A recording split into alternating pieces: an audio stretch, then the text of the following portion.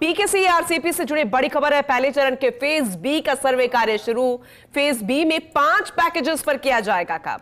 ठेका कंपनी ने शुरू किया सर्वे का काम। इसरदा से रामगढ़ बांध, इसरदा से बांध बारेठा, भरतपुर ब्रह्माणी नदी पर बैराज निर्माण, बिसलपुर से मोरसागर कृत्रिम जलाशय, खोरा चैनपुरा से अलवर के लिए सर्वे शुरू। अधिकारियों ने किया 10 नवंबर तक सर्वे का काम पूरा करने का दावा भी।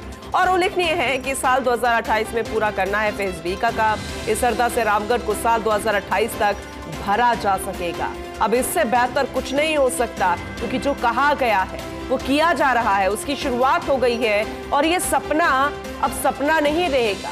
जैसे यहाँ पर नौकायन प्रतियोगिता होती थी और फिर लबालब भरा हुआ रहता था, अब एक बार फिर से जब इसकी शुरुआत होगी तो ये अपने आप में बेहद खास होगा। जब इसरदा से रामगढ़ बांध पूरा लबालब भरा नजर आएगा। इसरदा से बांध बरेठा, भरतपुर ब्रह्माणी नदी बैराज निर्माण, बीसलपुर से मोरसागर कृत्रिम जलाशय, खोरा चैनपुरा से अलवर के लिए सर्वे भी शुरू हो गया है। और ये कहा जा रहा अधिकारियों द्वारा कि 10 नवंबर तक सर्वे का काम पूरा हो जाएगा, ये दावा किया जा रहा है। उल्लेखनीय है कि साल 2028 में पूरा करने का है फेज बी का काम।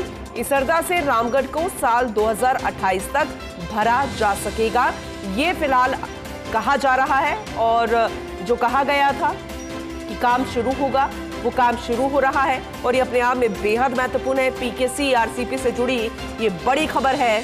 मुख्यमंत्री भजनलाल शर्मा लगातार इसी कोशिशों में जुटे हुए हैं कि राजस्थान अब यहां पानी की कमी नहीं होनी चाहिए। ठेका कंपनी ने सर्वे का काम शुरू कर दिया है और फेज बी तक पहुंच गए हैं और फेज बी की शुरुआत हो रही है। ये अपने आप में बेहद सुखद जानकारी है।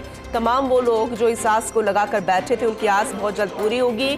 2028 तक ये बेहद महत्वपूर्ण काम को पूरा करना है, लबालब भरना है बांध। और उल्लेखनीय है कि फेज बी का काम 2028 तक ही पूरा करना और इसे लेकर दावा किया जा रहा है। पहले सर्वे का काम, फिर काम शुरू, फिर उसके बाद जो अल्टीमेटम है, यानी कि जो समय सीमा होती है उस तक इसे पूरा करना है। पहले चरण के फेज बी का सर्वे का काम शुरू हो गया है। डिटेल में हम समझेंगे। हमारे senior special correspondent Vinod Singh Chauhan जुड़ चुके हैं। विनोद जी, वाकई में बेहद सुखद खबर है, यानी जो कहा जा रहा है वो वाकई में किया भी जा रहा है। इससे बेहतरीन और क्या होगा, क्योंकि ये समस्या जो पानी से जुड़ी है वो समस्या अब समस्या नहीं रहेगी। आप जरा विस्तार से बताइए। पीकेसीआरसीपी के तहत प्रदेश के 17 जिलों को चंबल का पानी देना है और पिछले दिनों बांसवाड़ा में प्रधानमंत्री नरेंद्र मोदी ने फेज 1B 5 पैकेज का शिलान्यास किया था।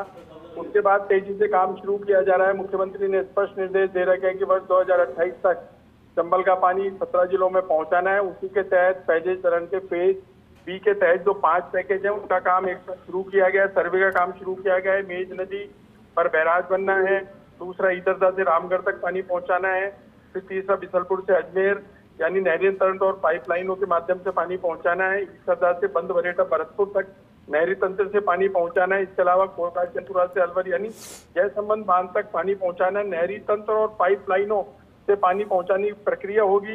इससे पहले सर्वे किया जा रहा है। 20 दिन तक सर्वे चलेगा। अच्छी बात यह है कि दिवाली से 2 दिन पहले सर्वे की शुरुआत हो गई थी और अब 10 नवंबर तक सर्वे का कार्य पूरा करना है ठेका कंपनी को, ताकि एक लाइन ऑफ एक्शन तैयार किया जा सके। उसके बाद अलाइनमेंट तय होगा कि कहाँ से नहर निकलेगी, कितनी जगह जमीन का अधिग्रहण किया जाएगा, किस किस तरीके से पानी को आगे बढ़ाया जाएगा, कितने किलोमीटर में सुरंग बना करके पानी पहाड़ों के पास से निकाला जा सकता है। तमाम प्रक्रियाएं पूरी करनी होगी। लेकिन अच्छी बात यह है कि जिस तरीके से सूबे की भजनलाल सरकारी प्रोजेक्ट को लेकर गंभीर है और मुख्यमंत्री खुद मॉनिटरिंग कर रहे हैं, उन्हीं के परिणामों का नतीजा है कि सर्वे कार्य भी तेजी से शुरू किया गया है, जल्दी शुरू किया गया है और 10 नवंबर के बाद धरातल पर काम भी दिखाई देने लगेगा, क्योंकि सर्वे के बाद अलाइनमेंट तय होते ही तेजी से काम किया जाएगा। और जो समय सीमा मुख्यमंत्री ने तय करी है कि वर्ष 2028 तक 17 जिलों में चंबल का पानी पहुंचाना है, तो निश्चित तौर पर अगर इसी तरीके से काम चलेगा और गति ऐसी रहेगी तो प्रदेशवासियों को 17 जिलों में लाखों लोगों को पेयजल उपलब्ध हो सकेगा। बिल्कुल, आपने सही कहा और अपडेट हम आपसे आगे भी लेते रहेंगे। विनोद जी, बहुत शुक्रिया विस्तृत जानकारी देने के लिए।